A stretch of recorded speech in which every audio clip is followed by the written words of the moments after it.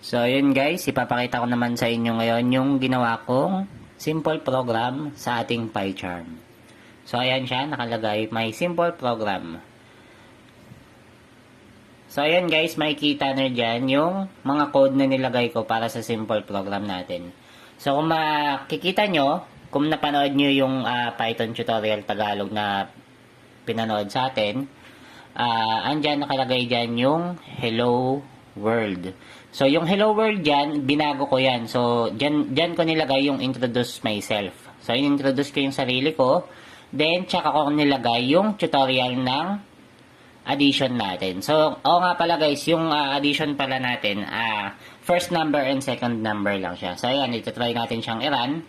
Makikita nyo dyan na nag-run yung code natin. So, makikita nyo dyan, meron din siyang spacing.